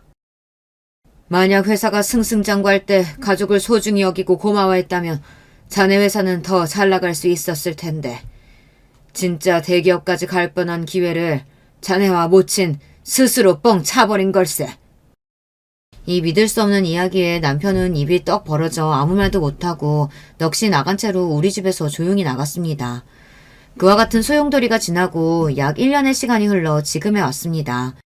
10여 년 동안 다니던 회사는 성장을 거듭하더니 대표님이 저에게 새로 분사한 법인의 대표 자리를 제안해서 저도 지금 회사에 경영을 하고 있습니다. 제 딸은 대학교를 잘 다니고 있고 이제 고3이 된 아들도 열심히 대입 준비를 하고 있어요. 아들은 외할아버지나 엄마와 같은 경영자가 되고 싶다며 전공도 정했습니다. 이렇게 저와 아이들은 정말 행복하고 충만한 삶을 살고 있어요. 그렇다면 전 남편은 어떻게 되었냐고요? 전 남편의 회사는 일본과의 계약 파기 이후에 자금이 급속도로 경색되고 투자자와 채권자들의 빚 독촉이 시작되었습니다. 애초에 재무 비율도 건전하지 못했기 때문에 이런 악재 하나에도 아주 무섭게 추락해버렸어요. 그리고 1년도 버티지 못하고 전 남편의 회사는 법인 파산 절차에 들어가게 되었습니다. 시부가 힘들게 만든 회사를 자기 아들이 문 닫게 만든 것이죠. 이래서 기업은 자기 아들이라고 자기 핏줄이라고 무턱대고 물려줄 부분이 아닙니다. 정말 그릇이 되는 자에게 회사를 맡겨야 했던 거예요. 그리고 전 남편의 개인 자산, 우리가 살던 고급 빌라와 여러 부동산 주식 등은 파산 절차에서 채무 및 세금 변제 등으로 압류당했습니다. 남편이 살 집도 없어서 시모가 있는 방배동 아파트에 얹혀서 살고 있다고 해요. 그리고 시모는 어떻게 되었을까요? 자기 아들이 금방이라도 대기업 사장이 될 줄 알았는지 동네방네 소문이라는 소문은 다 내고 다니더니 하루아침에 거지 신세가 되고 나니 모든 사회생활을 끊고 집에만 있다고 합니다. 너무 많은 일을 겪다 보니 혈압이 나빠져서 건강도 악화된 채로 집에서 두문분출하고 그저 살고 계시다네요. 이혼하는 과정에서 아들 회사가 망해가는 과정에서 저에게 몇 차례 연락하고 찾아오셨지만 저는 그 얼굴을 두 번 다시 보고 싶지 않았기 때문에 모두 피했습니다. 제가 출장에서 돌아와서 내친 날 그 이후로는 시모의 얼굴을 단 한 번도 보지 않았네요. 물론 앞으로도 보고 싶지 않아요. 이혼 소송은 끝나가고 있고 결과는 잘 마무리될 것 같아요. 남편의 재산 가치가 처음 소송을 제기했을 때와 많이 달라졌기에 재산 분할은 의미가 없어지고 양육권만 가져오면 되는 상황이에요. 아마도 양육권은 당연히 저에게 올 것으로 예상됩니다. 설령 잘못된다고 한들 아이들이 스스로 자기 아빠에게 갈 일은 더더욱 없고요. 그렇게 남편과 시모의 인생은 한순간에 망해버렸습니다. 제가 그들에게 20년 넘게 시달리고 끝내 버림받았기에 동정심도 생기지 않았습니다. 지난달에 남편은 저에게 아빠 회사에서 일할 수 있게 해달라고 부탁했지만 어떤 식으로든 저는 남편을 마주하고 싶지 않았어요. 대신에 다른 회사의 일자리를 알아봐 주었습니다. 50대의 남편이 할 수 있는 일은 사실 많지 않았기 때문에 그 자리를 덥석 물어서 다니고 있는 모양입니다. 그리고 저의 결혼 생활은 이렇게 끝나버렸어요. 제 사연이 여러분께 재미있고 유익했는지 모르겠습니다. 저의 장문 실력이 프로에 미치지는 못하지만 그저 사는 이야기로 들어주셨으면 좋겠습니다. 그럼 오늘도 여러분에게 행운이 가득하시길 빌며 저는 여기에서 인사드릴게요. 여러분, 두 번째 사연 시작하기 전에 좋아요, 구독 꼭 눌러주실 거죠? 그럼 두 번째 사연 바로 시작합니다. 안녕하세요. 저는 60대로 접어든 나이가 든 여성이에요. 지금은 고요한 인생의 최후반기로 접어들어 일상을 보내고 있는 저입니다만 이런 나이 든 사람에게도 이팔 청춘의 때가 있었다는 것을 사연에 빠지다에 계신 제 연배분들은 잘 아시죠? 남편과 만나서 결혼했던 시기도 또렷하게 기억이 나는데요. 사실 저는 원래 결혼을 약속했던 남자가 따로 있었습니다. 21살의 나이에 처음 만났던 상대였지요. 3년을 꼬박 만난 끝에 결혼이라는 결실을 보려고 했어요. 지금은 30대에 결혼하는 게 너무 흔하지만 그때는 여자 나이 20대 중반이면 대다수가 결혼했습니다. 제 주변도 그러했기 때문에 전 당연히 결혼을 꿈꾸고 있었고요. 그런데 결혼을 준비하던 중에 모든 것이 무산돼 버렸어요. 파혼이라는 고상한 단어를 쓸 것까지도 없는 완벽하게 허무한 무산이었습니다. 다른 여자가 있었다니, 그게 무슨 말이에요? 지금까지 나 말고도 다른 여자를 동시에 만나왔다는 거예요? 어떻게 그럴 수가 있어요? 그래놓고 내가 아는 그 여자와 결혼을 한다는 거잖아요, 지금.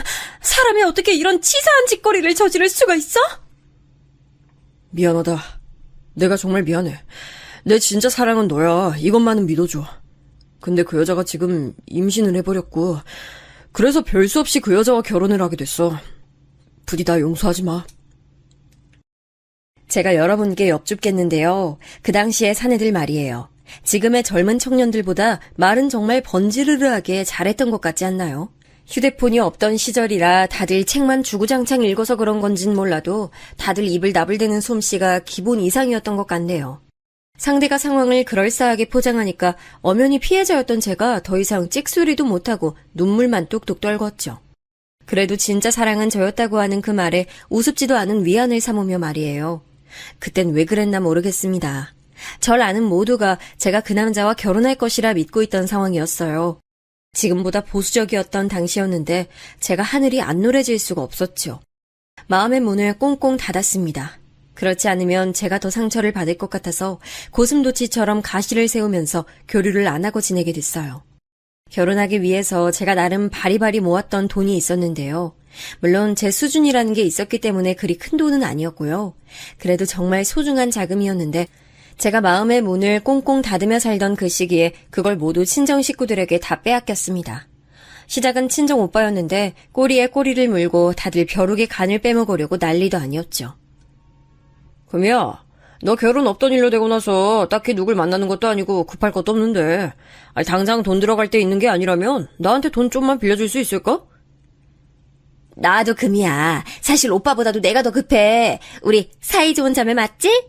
돈 빌려주면 내가 이자까지 쳐서 후하게 갚아줄게. 넌 지금 당장 돈 쓸 데 없잖아. 그니까 나한테 빌려주면 나도 좋고 너도 좋은 거지. 그땐 온갖 가머니설에 넘어가서 약간 빌려준다는 느낌으로 돈을 줬는데 그걸로 끝이었습니다. 빌려주는 게 아니라 그냥 주는 셈이 돼버렸죠. 제 형제들 어쩜 그렇게 하나같이 전부 다 돈 빌리고 나서는 입을 싹 씻어버렸는지 모릅니다. 친정 부모님은 형제들 간의 이런 금전적인 문제를 중재하기 귀찮아하셨으니 그저 모르쇠로 일관하셨고요. 그 때문에 제 속이 더 뒤집어졌죠. 가뜩이나 상처 입어서 웅크려 살고 있었는데 이젠 친가족에게까지 뒤통수를 맞으니까 살맛이 안 나더라고요. 그런 와중에 절 버리고 다른 여자와 결혼한 그 남자가 남자아이가 태어나서 화목하게 가정을 꾸리고 살고 있다는 소식을 우연히 접했습니다. 제 억장이 더더욱 무너졌어요. 저는 그 이후로 해가 2번이나 바뀔 동안 남자를 계속 만나지 못했습니다. 그러자 친정 부모님이 슬슬 화를 내셨죠. 하루는 아버지께서 제게 터놓고 말씀을 하시더라고요. 너 이대로 노처녀 귀신 될 때까지 늙어 죽을 셈이야? 주변에서 보기에도 좋지 않아. 결혼하지 않은 여자가 너무 이렇게 태평하게 지내서는 안 돼. 당장 내가 중매를 알아보든지 할 테니까 넌 잔말 말고 따를 생각이나 해. 남들이 어떻게 볼까봐 그게 무서운 건지 사실 저는 결혼에 대한 소망은 없는데 아버지께서 말씀하시는 거니까 일단 따라보긴 할게요. 당연히 따라야 마땅하지. 모름지기 여자는 고분고분하게. 이걸 절대 잊으면 안 된다. 아버지께서 하도 저를 달달 볶으셔서 못 이기는 척 자리에 나가봤어요. 그때 만난 상대가 바로 남편이었습니다. 부모님이 보수적이고 꽉 막히신 분들인데 그런 분들이 알고 지내시는 인물의 중매를 통한 거라면 왠지 상대도 그런 계통인 성격일 거라는 막연한 예감이 들었습니다. 간단한 인적사항이나 교환한 뒤에 몇 번 만남을 가지는 것으로 결혼 이야기를 시작하게 됐죠. 남편은 당시에 자기 나이를 30이라고 했어요. 올해 30이시라고요? 진짜 그 나이 맞아요?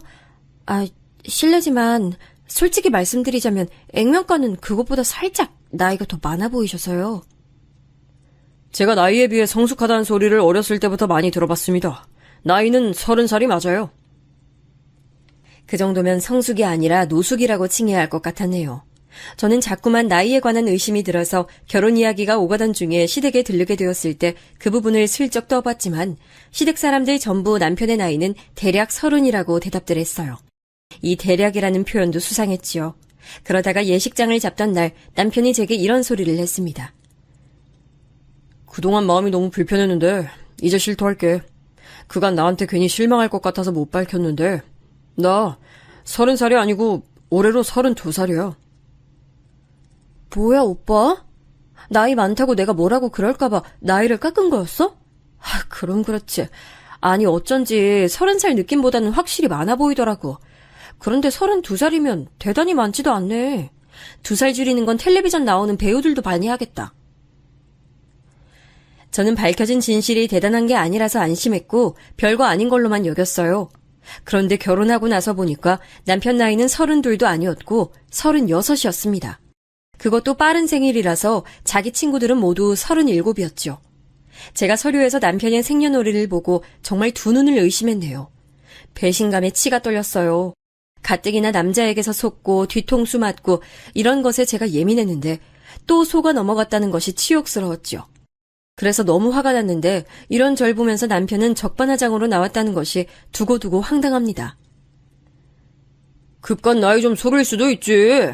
그러는 넌 뭐 여자가 27씩이나 먹고도 결혼 전이었으면 창피한 줄 알고 민망한 줄 알아야지. 어디서 남자 나이를 따지고 있어? 내가 지금 대꾸를 안 하는 건 할 말이 없어서가 아니라 상대조차 하기 싫다는 의미라는 걸 오빠가 알아줬으면 좋겠다. 사람의 말문을 턱 막히게 만드는 남편의 헛소리에 저는 모든 의욕을 상실하고 말았네요. 이게 고작 결혼식을 올린 지 2주도 안 지났을 때의 일이었습니다.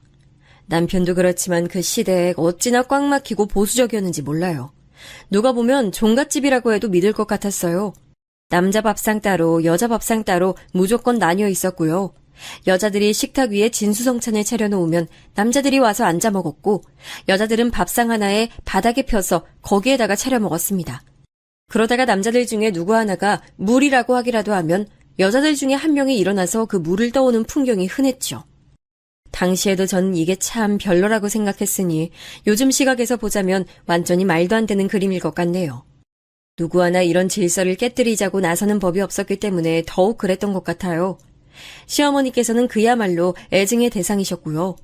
여자의 존엄과 가치를 낮추는 것에 집안에서도 누구보다도 활발하게 일조하셨던 시어머니께서는 제가 임신했을 시기에도 저를 어찌나 많이 못살게 구셨나 몰라요. 임신했다고 배가 불러서 무겁다는 핑계로 가만히 있기만 하면 그러다 애 낳고 나서 소되는 거야. 게으름뱅이에 살 축 늘어진 소가 되고 싶지 않거든. 임신 유세 그만 떨고 일어나서 현관 앞에 좀 청소하고 와. 아까 보니까 먼지가 쌓였더라. 어머님, 텔레비전에서 일기예보 봤는데 내일 비가 올 것 같아요. 오늘 청소하지 말고 비 오고 나서 그친 후에 청소하면 더 좋을 것 같아서 그렇게 할게요. 얘가 인생을 날로 먹으려고 드네? 그땐 그때고 오늘은 오늘이지. 건방지게 말대꾸 하지 말고 당장 청소해. 어른 말씀이 넌 우스워? 그렇게 말씀하실 때마다 당신께서는 할 일이 없으신 듯 보였어요. 굳이 인산부인 저를 시키셔야 했을까 의문이었네요.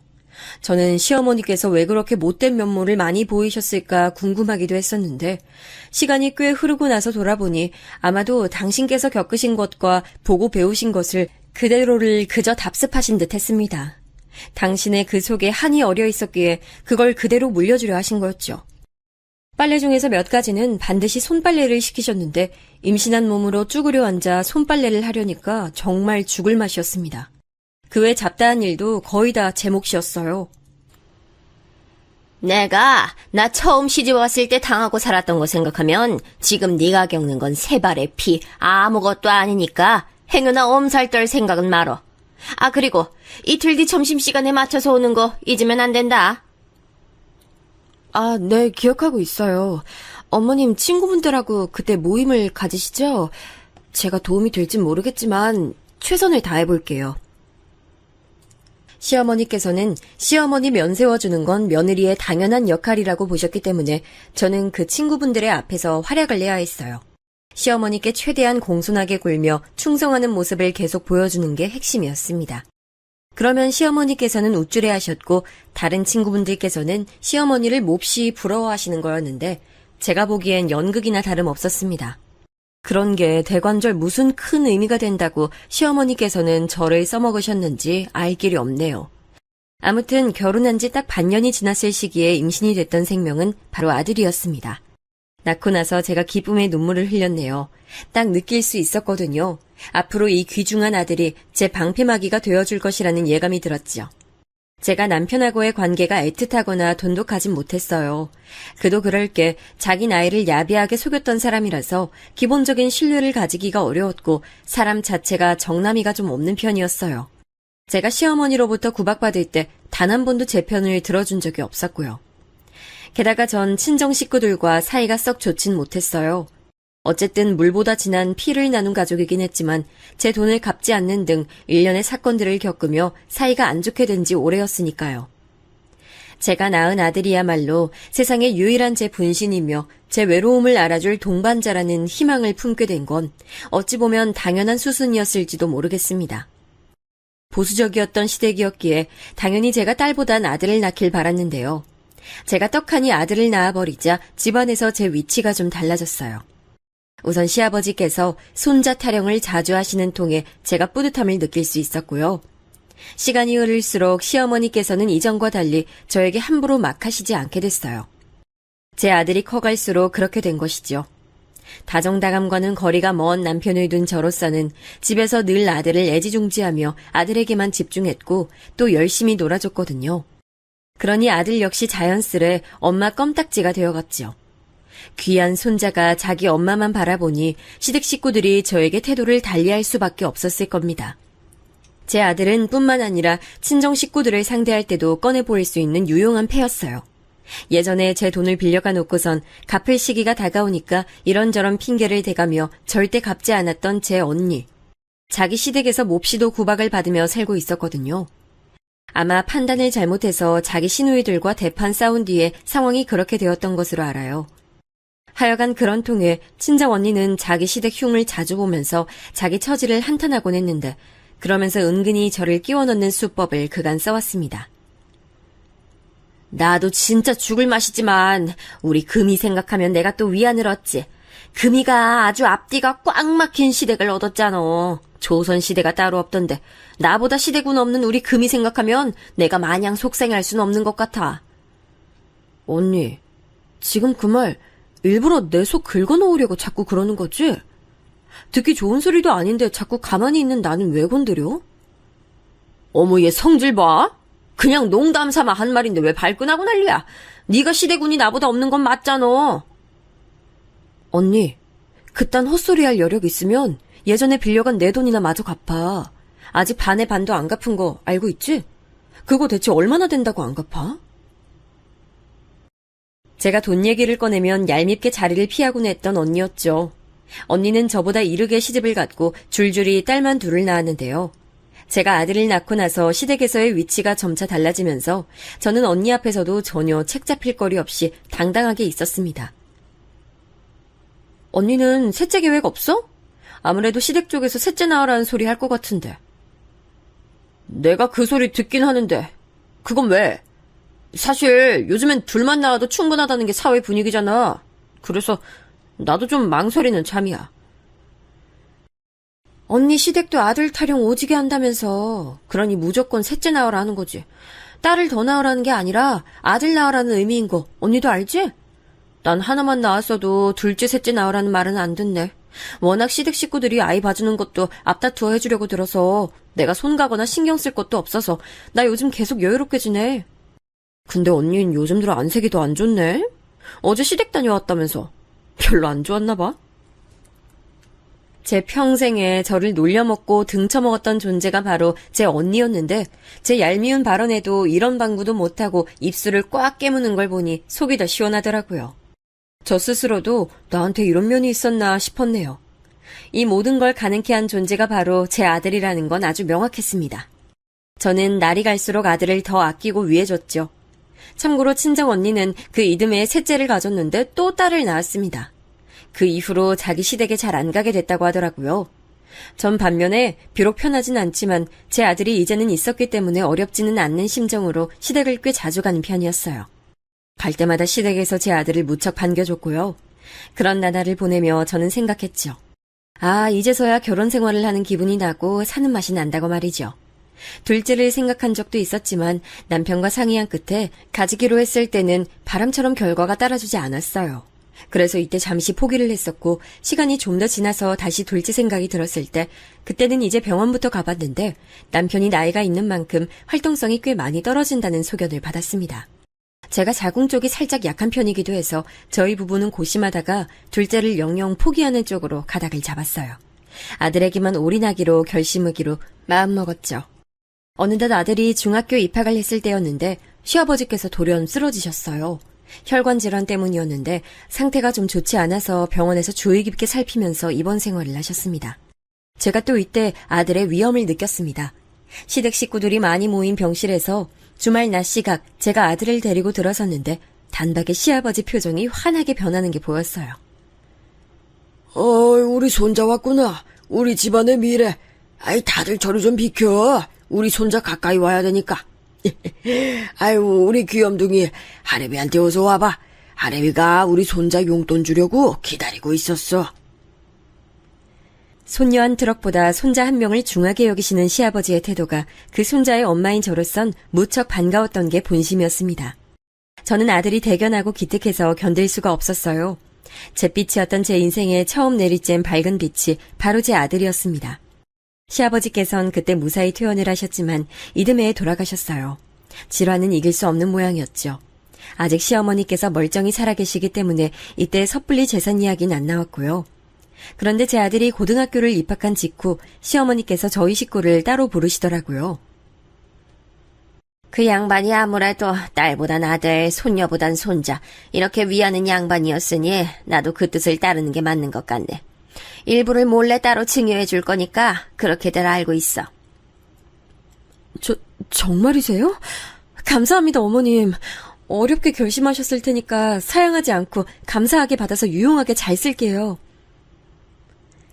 시어머니의 놀라운 결단에 감격한 제가 거듭 인사를 드렸어요. 그런데 옆에서 남편은 마치 당연한 소리를 들었다는 표정으로 덤덤하기 짝이 없었고요. 뒤편의 아들은 지루한지 하품이나 날리고 있었습니다. 감사 인사를 드리는 사람은 끝까지 저 하나였네요. 지금 생각해보면 정말 놀라운 사실은 제 아들이야 손자니까 그렇다 치고 제 남편에게 시어머니께서 아무런 따끔한 지적도 안 하셨다는 겁니다. 그만큼 아들에겐 관대하신 분이었다는 의미겠죠. 저는 시어머니의 관대하지 못한 면모를 많이 접했던 사람으로서 지난 서름이 다 씻겨내리는 듯한 감동을 맛봤어요. 감개무량하더군요. 아들을 낳아서 천만다행이라는 생각을 또 한 번 했습니다. 세월이 더 흐르면서 품 안의 자식은 어느덧 장성했고 사회생활을 하겠답시고 번듯한 직장을 다니더니 어느새 결혼을 입에 올리더군요. 자기도 이제 슬슬 결혼할 생각을 하게 된 나이라고 말이죠. 남편은 친탁을 한 건지 나이가 들면서 건강관리가 필수인 몸이 됐기에 아들을 장가 보내는 게 무척 섭섭했지만 남편 건강을 생각하면 하루빨리 장가들게 하는 게 낫다는 생각도 들었어요. 저는 며느리감을 깐깐하게 볼 작정이었어요. 절대 결코 아무나 제 아들하고 결혼시킬 수는 없었습니다. 그래서 아들이 결혼하고 싶은 여자라면서 처음 며느리를 데려왔을 때 제가 눈에 불을 켜고 허점이 있나 찾아봤어요. 우선 인상이 참하더군요. 수려한 맛은 없어도 수수한 매력이 있었어요. 키는 보통이라 괜찮았는데 몸이 꽤 마른 듯해서 이건 좀 걱정이었고요. 그런데 제가 딱 눈치로 보건대 왠지 제 아들이 몸 아려운 강아지처럼 옆에서 어쩔 줄을 몰라 하는 기색이었어요. 캥기는 지점이 있다는 뜻이었죠. 이윽고 며느리가 자기 가족 얘기를 꺼냈을 때 저는 아들이 왜 그런 기색을 내보였는지 바로 알 것 같아졌습니다. 며느리의 가족은 이상적인 그림에서 벗어나 있었기 때문이에요. 저희 부모님은 제가 중학교 1학년 때 이혼을 하셨어요. 그 이전에도 별거는 좀 하셨었고요. 네? 이혼? 아니 잠깐, 아가씨는 저희 아들처럼 외동이라고 하지 않았어요? 그럼 그 나이에 부모 이혼을 겪으면서 아픔을 함께 나눌 형제자매도 없었겠네요? 학교에서 친구는 좀 있었어요? 솔직히 말씀드리자면 별로 없었어요. 2년 사이에 전학을 3번이나 갔었거든요. 부모님하고 이사 다니느라 그렇게 됐어요. 그 바람에 친구를 사귀기가 쉽지 않았습니다.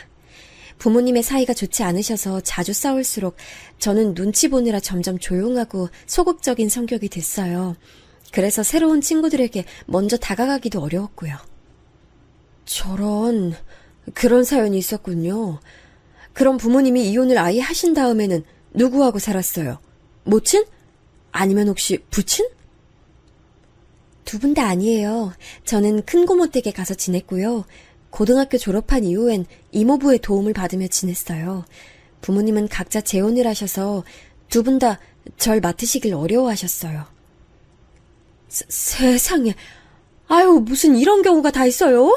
외롭고 힘들었겠네. 진짜로 의지가 되는 곳이 없었을 테죠? 나도 똑같은 상황을 겪어보진 않았지만 그게 뭔진 알아요. 의지할 곳 없고 진짜 내 편이 없는 것 같아서 방황하는 그 심정. 맞아요. 제가 딱 그랬어요. 그래서 저는 제가 늘 뿌리 없는 나무처럼 느껴졌어요. 그러다가 오빠와 연애를 하게 되면서 마음의 안정을 찾게 됐고 결혼까지 꿈꾸는 단계로 왔네요. 너무 부족한 면이 많은 저라는 걸 알고 있어서 부끄럽고 죄송합니다. 고개를 푹 숙이는 그때 며느리의 정수리만큼 그 순간 세상에서 측은해 보이는 건 없었어요. 솔직히 말해서 전 며느리가 마음에 들지 않았어요. 안타깝고 안쓰럽고 그건 분명히 저도 공감했어요. 그러나 왜 하필 이런 사람이 내 아들의 배우자가 되어야 하는가, 이런 것에 대한 불만이었죠. 멀쩡한 사람이어도 탐탁지 않을 판국이었는데 가정 배경에 결함이 있는 사람이라니. 게다가 금전 상황도 역시나 여유롭지 못했고요. 하지만 아들이 저를 너무 애처로운 눈으로 바라보고 있었기에 그걸 실망시킬 수가 없었어요. 또한 며느리가 자기를 뿌리 없는 나무라고 칭한 것이 제 심금을 울려서 여운을 만들어냈습니다. 결국 못 이기는 척 허락을 해주고 말았네요. 그때로부터 딱 8개월이 지난 날짜에 결혼식을 올렸어요. 신혼집은 아들이 출퇴근하기 좋으며 제가 종종 들여다보기 좋은 위치에다가 얻어줬고요. 과연 둘이 잘 살지 그저 소꿉놀이처럼 하고 사는 건 아닌지 걱정됐는데 이때 시어머니께서 건강이 확 악화되셨습니다. 이제 가실 때가 되어서 그러신 거였고 별수 없이 제가 또 곁을 종종 지켜드렸죠. 시어머니를 보고 있자면 옛날 그때 생각이 나서 울컥하며 화가 올라오기도 했고 손자 사랑이 지극하신 분이셨으니 그 점에 감사하다는 생각이 들기도 해서 참으로 애증이 피어올랐습니다. 시어머니께선 예상보다 일찍 돌아가셨어요. 그래도 몇 달은 더 살다 가시겠거니 싶었는데 그때로부터 단 2주 만에 새벽에 돌연 숨을 거두셨습니다. 만감이 교차하더라고요. 이때 아들이 저에게 뜻밖의 위로를 건네었어요. 엄마, 옛날에 할머니 눈치 보면서 사시느라 힘들었지? 나 엄마가 왜 그렇게 어렸을 때 내 칭찬 많이 해주셨는지 다 알고 있어. 내가 잘한 게 없어도 자꾸 할머니만 보고 오면 나를 칭찬해 주시니까 이유가 궁금했는데 크면서 자연스럽게 알게 되더라. 엄마, 고생 많았어요. 우리 아들 그런 말들 알 줄 알아? 그때나 지금이나 어쩜 이렇게 존재만으로도 칭찬받아 마땅할까? 그런데 아들, 왜 이렇게 살이 빠졌어? 혹시 잘 못 챙겨 먹어 그래? 아, 내가 워낙 요리에 재능이 없잖아. 엄마가 하도 요리를 잘하니까 내가 할 일도 없었고. 그런데 세연이도 요리를 별로 못하더라고. 그렇다고 몸에 안 좋은 음식을 자꾸 시켜 먹긴 싫어서 이것저것 간단히만 만들어 먹다 보니까 자연스럽게 살이 좀 빠지나 봐. 겉으론 동조를 해줬지만 제 머릿속에 얼마나 그때 복잡하게 돌아가고 있었는지 모릅니다.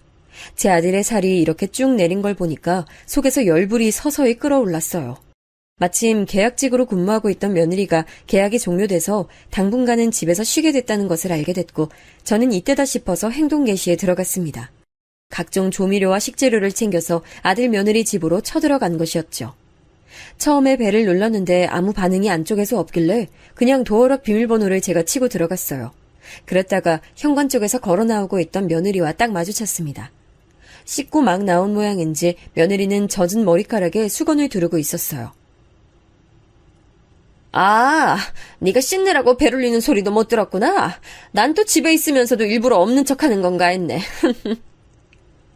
네? 제가 그럴 리가 없잖아요. 하필 욕실에 있어서 빨리 못 나와본 것뿐이에요. 너도 참 왜 그렇게 놀라고 그래? 그냥 농담한 거 가지고. 내가 문 열고 들어왔으니까 됐어. 이것 좀 부엌에 같이 옮기자. 두고두고 유용하게 쓸만한 것들로 엄선해서 가져왔으니까 오늘 싹 소분해 놓으면 앞으로 때마다 잘 쓰기만 하면 돼.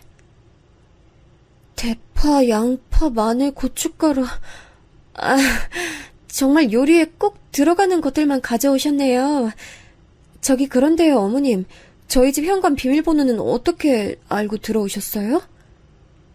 어떻게 알았겠니? 네가 안 알려줬으면 다른 방법이 하나밖에 더 있겠어? 우리 아들이지. 네가 이제 당분간 집에 있을 테니까 같이 시간 보내면서 요리 연습도 하고 사이좋게 지내라면서 우리 아들이 엄청 기쁘게 말하더라. 제가 일부러 활력을 담아 말을 해줬건만 며느리는 조용하게 배시시 웃을 따름이었어요. 원래 성향이 차분하겠거니 싶어서 그런 건 그냥 뒀네요.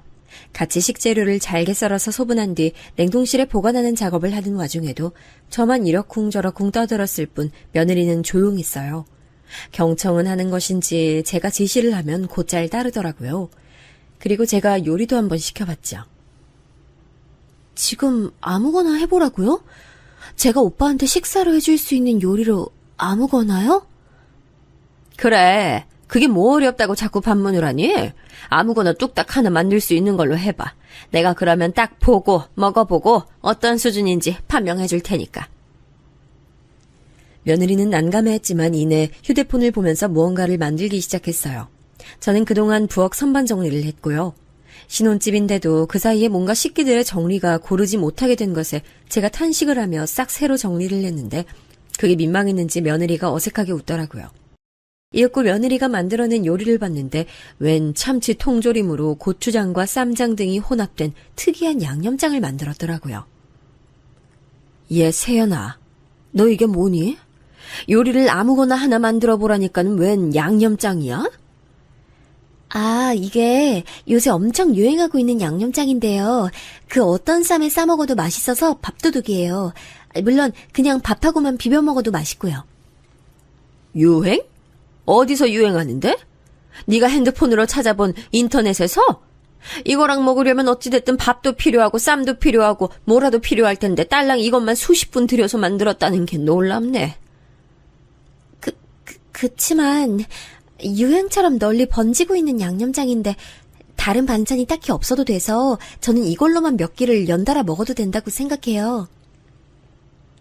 며느리가 풀이 죽어서 웅얼거리는 소리를 듣고 제가 기함을 했네요. 이까짓 걸로 몇 끼를 연달아 먹는다니 어디 교도소 급식이라도 그것보단 나을 것 같았네요. 며느리가 혼자 먹는 거라면 몇 끼를 먹든 몇백 끼를 먹든 둘 수 있었지만 제 아들이 먹을 거였기 때문에 결코 좌시할 수 없었습니다.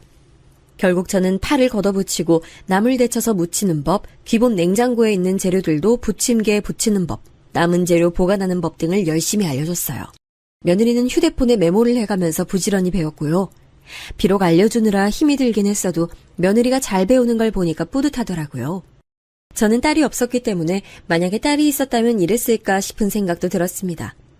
그리고 며칠 뒤 제가 외출을 나갔다가 동선이 그쪽하고 맞아서 아들 며느리 집에 들러봤어요. 배를 2번 누르고 나서 도어락을 제가 비밀번호 치고 들어갈까 말까 고민하고 있는 사이 문이 열렸습니다. 며느리가 부시시한 모습으로 저를 맞아줬죠. 세상에나 마상에나, 너 설마 지금까지 잔 거야? 지금 시간이 몇 시인데 해가 중천 뜬 지도 오래야. 이렇게 늦게까지 자다니 너 어제 몇 시에 잤길래 이러니? 아, 어머님 오셨어요. 그게 제가 외국에서 하는 프로그램을 보다 보니까 시차가 있어서 그게 여기 시간으로는 새벽 4시에 끝나더라고요. 아, 다 보고 잤더니 일어나는 게 조금 늦어졌네요. 아니 뭐 그런 걸 챙겨보는 게 다 있어. 너 그러면 당연하게 우리 아들 아침밥은 건너뛰었다는 거네? 그런 쓸모없는 프로그램은 대체 왜 보는 거야? 너 혼자 사는 것도 아닌데 그런 건 좀 안 보고 살았으면 좋겠네.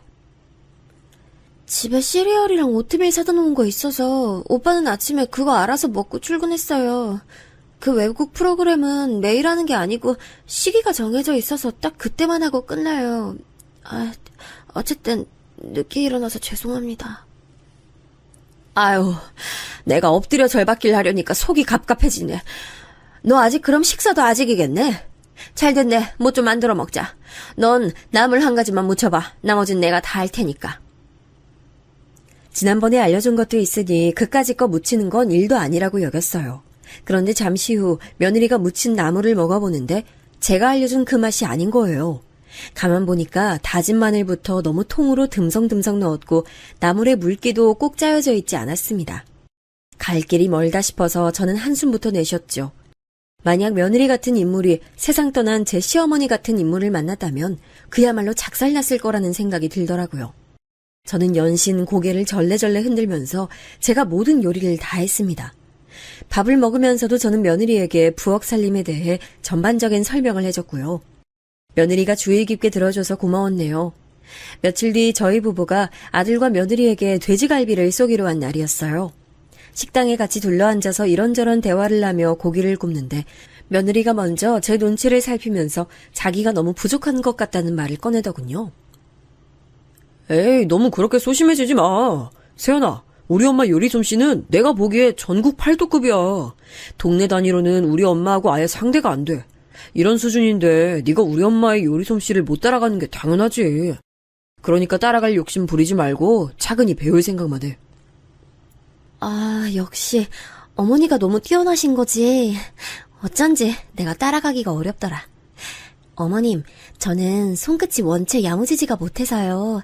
요리 솜씨를 따라잡는 건 지금은 힘들 것 같고 메뉴 하나씩 정도로만 배워 나갈게요. 아들이 싱글벙글 웃으면서 말하는데 며느리는 상당히 멋쩍다는 표정을 지으면서 말을 받았어요. 며느리 표정이 어두운 게 마음에 걸렸지만 저는 제 아들이 다정하고 사려 깊다는 것에 초점을 맞추기로 했습니다. 제 길을 살려주는 존재는 역시 아들이 최고였어요. 저는 그 이후로 몇 번 더 아들 며느리 집에 방문했다가 그때마다 며느리의 요리 실력에 갸우뚱하게 됐고 아예 그냥 제가 반찬을 직접 만들어서 가져다 주는 것으로 노선을 틀게 됐어요. 요리에 통달하는 건 나중 일이고 지금은 생긴 반찬을 적극적으로 잘 활용하면서 지내기만 해도 괜찮을 것 같더라고요. 그렇게 생각한 저는 매번 3가지에서 많으면 5가지 종류의 반찬을 만들어 아들 며느리 집에 찾아갔어요. 가짓수는 여러 개로 유지하되 양은 적게 만들어서 최대한 신선한 상태일 때 다 먹을 수 있도록 했죠. 집밥을 워낙 좋아하는 아들은 출근 전 아침과 출근 후 저녁에 제가 만든 반찬으로 밥을 먹으며 만족해했습니다. 일주일에 2번 내지 3번을 꼬박 방문했었네요. 어떤 날에는 간 김에 냉장고 청소도 제가 싹 해줬어요. 이런 굳은 일을 제가 해줘야 며느리가 편해지고 또 제가 하는 걸 보면서 자기도 배울 거라고 생각했죠. 어머나 세상에 이거 막장통 봐봐라. 응? 가장자리에 곰팡이 피기 시작한 거 보여? 그러네요. 막장에 벌써 곰팡이가 필 줄이야. 전혀 예상 못했어요. 모르고 먹을 뻔했네요. 어머님 감사해요. 제가 곰팡이가 보이는 막장을 발견했는데 며느리가 대뜸 그 통을 제 손에서 빼앗아 들더니 싱크대 쪽으로 가버렸어요. 저는 설마 싶어서 그쪽을 확인했다가 깜짝 놀랐죠. 얘, 너 지금 설마 그거 다 버리는 거야?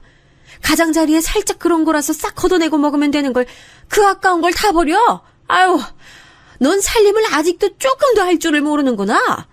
해도 너무하지 정말. 걷어내고 먹을 수 있는 거예요? 그렇게는 생각을 미처 못했어요. 죄송합니다. 배우거나 본 적이 없어서 상상도 못했네요. 으이그, 네가 보고 배울 만한 환경이 없었으니 그건 어쩔 수가 없었겠네. 아유, 이래서 부모가 제때 자식 교육을 시키는 게 중요한데 가정 환경이 불안정하면 어떤 식으로든 이렇게 티가 나게 돼 있어. 저는 아까운 막장을 떠올리며 혀를 끌끌 찰 수밖에 없었어요. 하나부터 10까지 답답한 점 투성이인 며느리였지만 시간이 지나면 언젠간 달라지고 발전하겠지 하는 희망을 품기로 했습니다. 며느리가 살림꾼의 면모를 갖추게 되고 아들과 사이좋게 잘 지내고 그 사이에서 떡두꺼비 같은 자식만 낳는다면 전 더 이상 바랄 게 없을 것 같았죠. 이미 버려진 막장 어쩔 수 없으니 다음엔 그러지 마. 냉장고 정리도 다 했으니까 난 가마. 땅콩 조림은 오늘 내일까지 다 먹어야 하니까 잊지 말고. 넌 음식 가리지 말고 특히나 잘 먹어야 돼. 그래야 아들을 잘 낳지. 이것저것 가리면서 새침하게 굴면 아이도 잘 안 들어서고 낳아도 딸 낳는 거야. 이게 낭설인 것 같지만 내가 보기엔 영 근거 없는 건 아닌 것 같으니까 지키면서 살면 나쁠 거 없잖아. 안 그래? 아들을 낳은 입장으로서 제가 유쾌하게 웃어젖혔는데 며느리는 작게 미소 짓는 것으로 화답을 마무리하더군요. 부디 숫기 없는 이 며느리가 제 아들하고 둘이 있을 때만은 과감하기만을 바랐네요. 속으로 한숨을 쉬며 집을 나섰던 저는 며칠이 지나고 다시 반찬을 만들어서 찾아갔어요. 아들이 이틀 전에 저에게 소고기 장조림을 먹고 싶다고 문자를 보내놔서 그걸 만든 참이었죠. 일단 벨부터 눌렀는데 응답이 없더군요. 그래서 도어락 비밀번호를 치고 들어갔어요. 그러자 안방에서 며느리가 부스스하게 나오더라고요. 또 이 시간까지 잔 거냐고 잔소리하고 싶은 욕구가 턱끝까지 차올랐는데 제가 간신히 눌렀습니다. 식탁 위에 가져온 반찬부터 내려놓고 말했죠. 일단 이거 싹 다 정리해서 냉장고에 넣어놔. 새로 산 락앤락 통들 있지?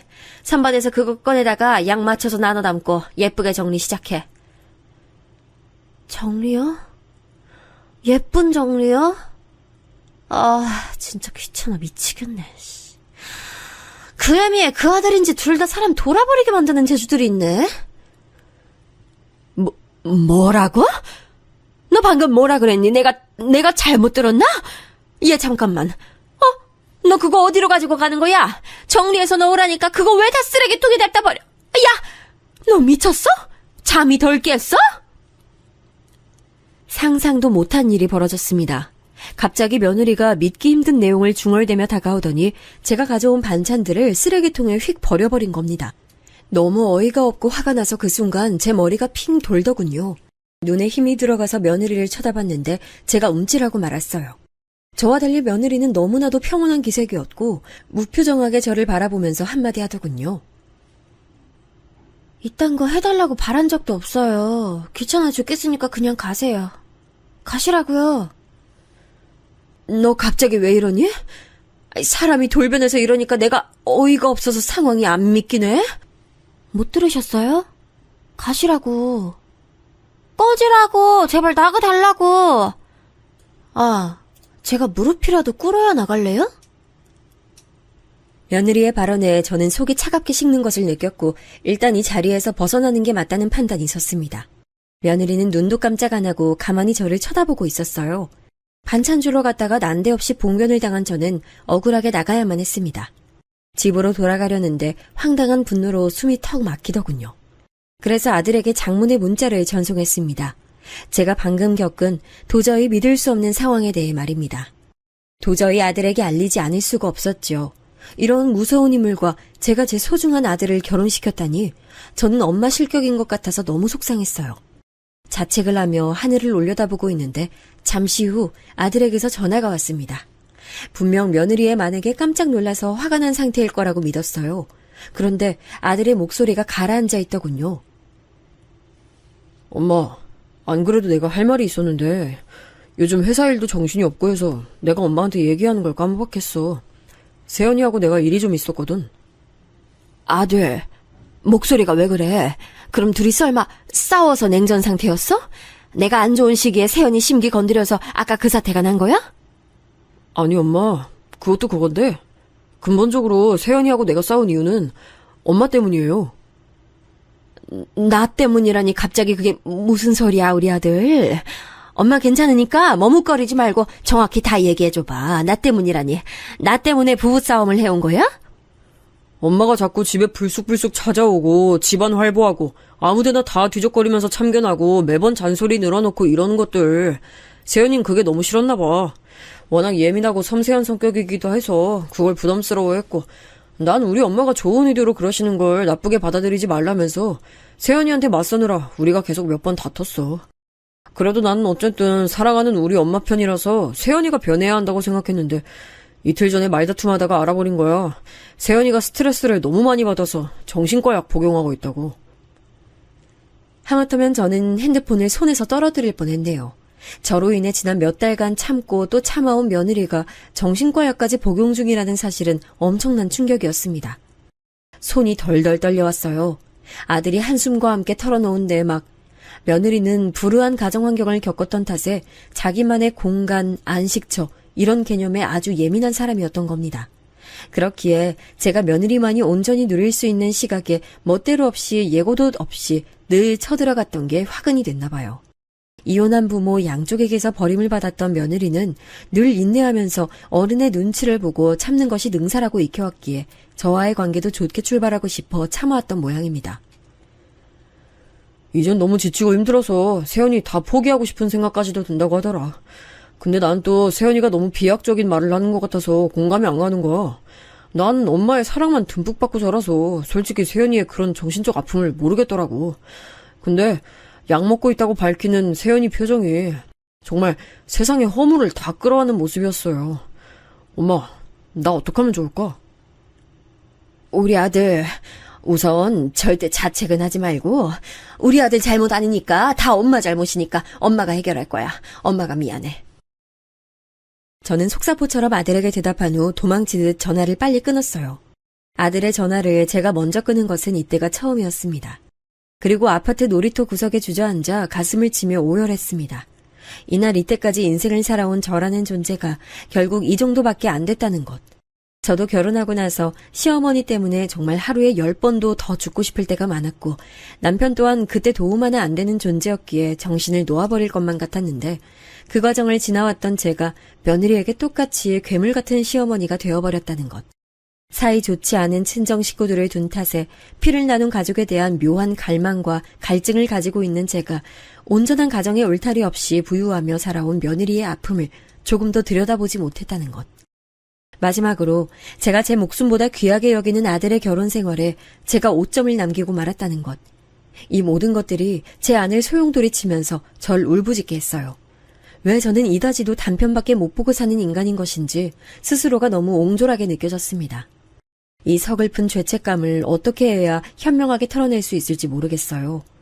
며느리와 허심탄회한 대화를 나누어 보고 최대한 며느리가 원하는 쪽으로 제가 맞춰줄까 싶은데 이것 또한 저의 오판일까봐 겁이 납니다. 이 상황에서 제가 어찌해야 가장 현명한 길을 걸어갈 수 있을까요?